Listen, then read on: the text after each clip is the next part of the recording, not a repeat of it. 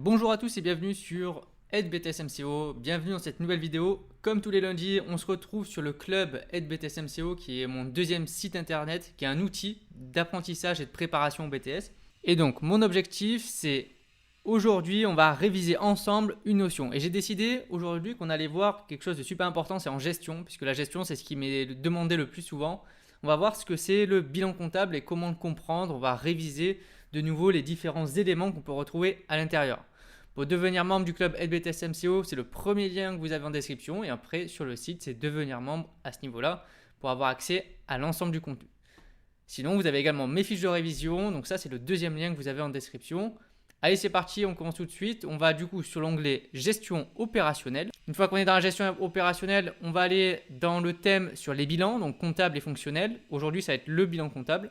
Et enfin, on va aller du coup sur le cours à ce niveau-là. Qu'est-ce que le bilan comptable et comment en créer un? Maintenant qu'on est sur le cours, donc on va voir ensemble déjà les principes de base qu'il y a pour le bilan comptable. Donc déjà, on va directement aller sur la forme du bilan comptable, comme ça va vous parler directement. Donc un bilan comptable, ça se présente un peu sous cette forme-là. Et aujourd'hui, on va voir les différents éléments.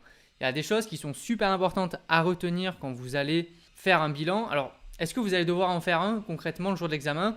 Il y a assez peu de chances que vous ayez à en faire un. Par contre, très souvent, dans les annexes qui vous seront données dans votre étude de cas, vous allez avoir un bilan comptable et on va souvent vous demander de faire un bilan fonctionnel. Donc pour pouvoir bien faire un bilan fonctionnel, il faut comprendre le bilan comptable déjà auparavant.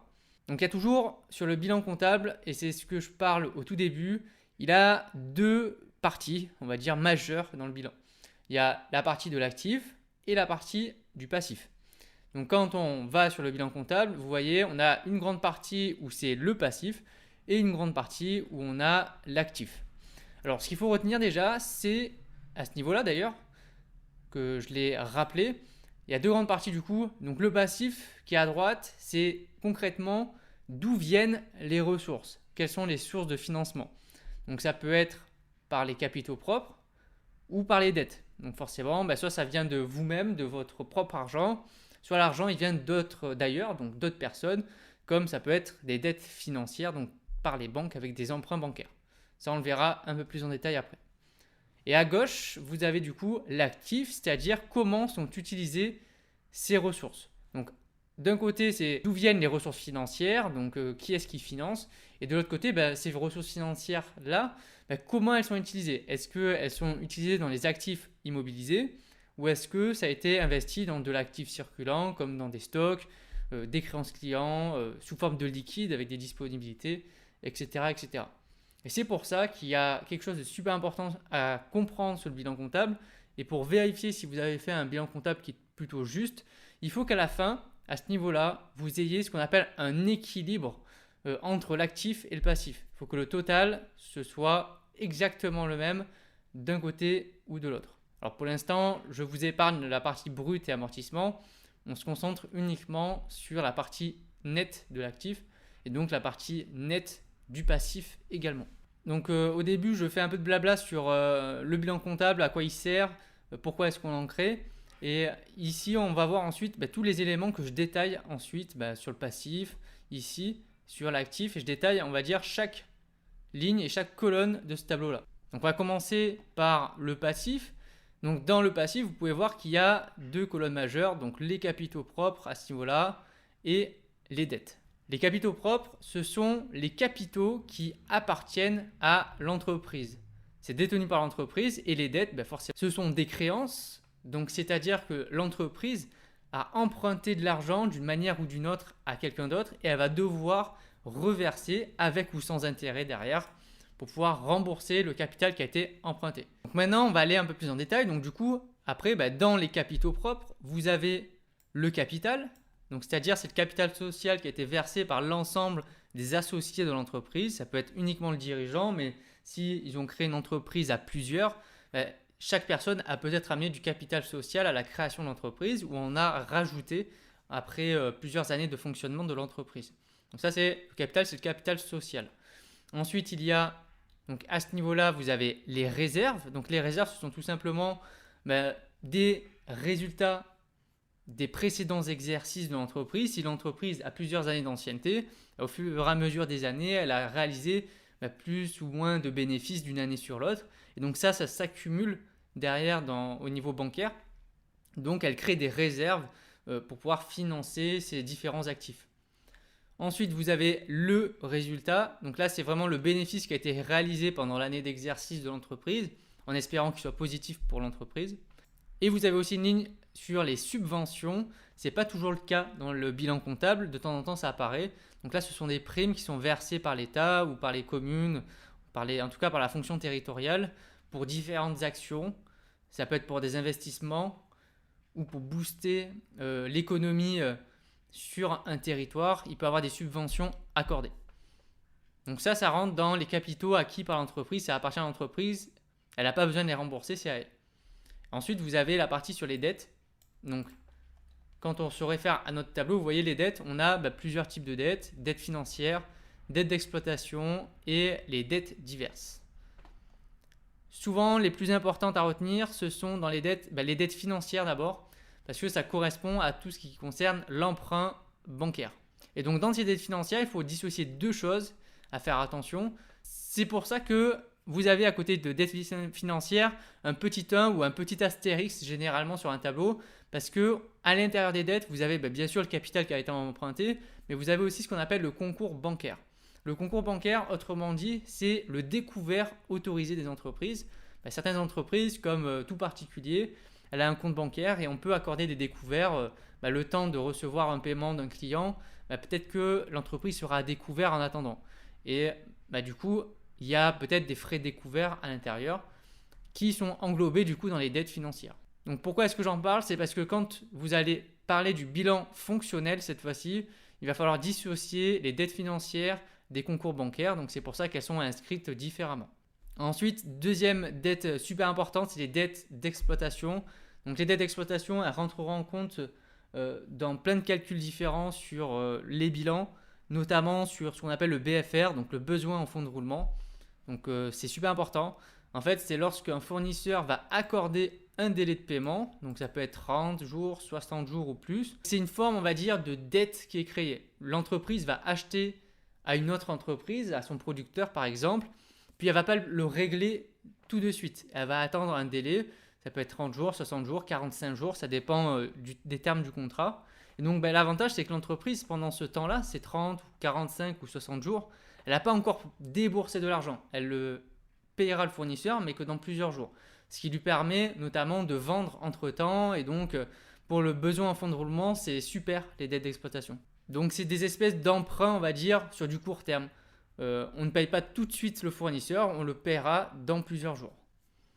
Et enfin, vous avez les dettes diverses. Donc, ça concerne souvent tout ce qui est les dettes sociales et fiscales de l'État.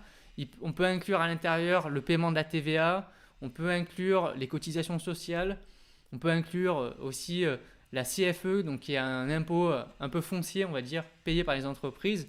Donc il y a pas mal de types de dettes qui rentrent dans les dettes diverses, notamment, comme je vous l'ai dit, les dettes fiscales et sociales.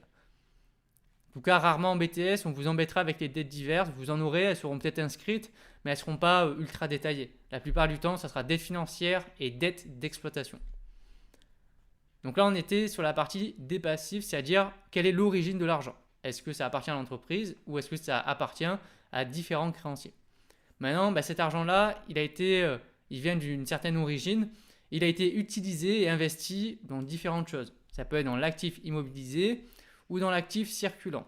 Comme son nom l'indique, et je le précise après, l'actif immobilisé, à ce niveau-là, il s'agit vraiment d'investissement, on va dire, sur le long terme.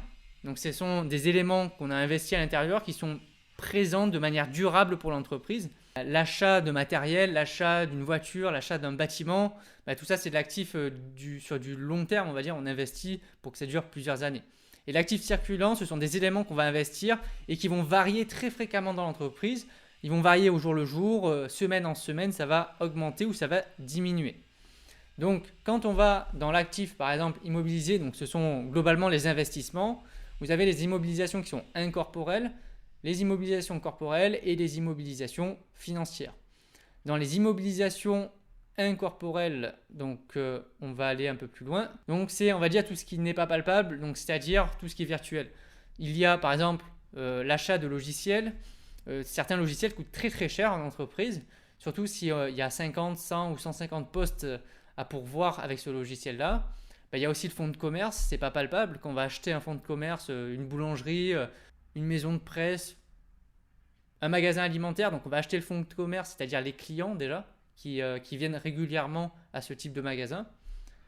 Et bien ça, c'est incorporel, donc c'est un gros investissement à faire. Il y a aussi l'achat de brevets.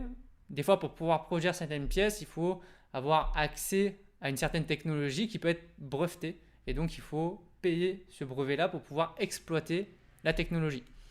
Il y a aussi des immobilisations corporelles, donc qui sont souvent les plus importantes. Donc là, c'est tout ce qui est physiquement présent dans l'entreprise. Des voitures, des locaux, de l'outillage, des machines de production. Donc tout ça, il faut bien sûr le financer. Et il y a les immobilisations financières. Donc là, c'est tout ce qui concerne les placements financiers de l'entreprise dans d'autres actions, dans des obligations. Donc tout ça, bien sûr, pour faire soit de la spéculation ou des investissements et gagner de l'argent avec des dividendes derrière. Donc ça, c'était l'actif immobilisé. Et c'est pour ça qu'on a plusieurs colonnes dans l'actif. Alors que dans le passif, vous voyez, on n'a que le net. Là, on a le brut, les amortissements et le net. Alors pourquoi? C'est parce que quand on parle d'actifs, forcément l'actif, il va perdre de la valeur avec le temps. C'est ce qu'on appelle les amortissements. On va devoir amortir le matériel sur plusieurs années en fonction du type de matériel. Donc on a une certaine valeur investie en brut, un amortissement derrière, et ensuite ça nous donne la valeur réelle actuelle de l'actif que l'on possède. Et pour terminer cette vidéo, on va parler du coup de l'actif circulant. Donc c'est tout ce qui varie très souvent dans l'entreprise. Il y a bien sûr les stocks, les créances clients, les créances diverses, les VMP et les disponibilités. Le plus important là-dedans, c'est stock, les créances clients et les disponibilités. Les créances diverses et la valeur mobilière de placement, ça arrive de temps en temps, mais c'est assez rare que vous l'ayez dans vos exercices. Par contre, les trois autres, ce sont des incontournables. Donc, par rapport à l'actif circulant, vous avez du coup les stocks. Donc, il s'agit de la valeur au prix d'achat du stock qui est détenu dans l'entreprise. Donc, si c'est une entreprise de vente de marchandises qui revend des produits alimentaires ou non, ces produits-là, il faut bien sûr les acheter et on va les stocker dans le magasin ou dans un entrepôt. Donc, tout ce stock détenu, ça a une certaine valeur.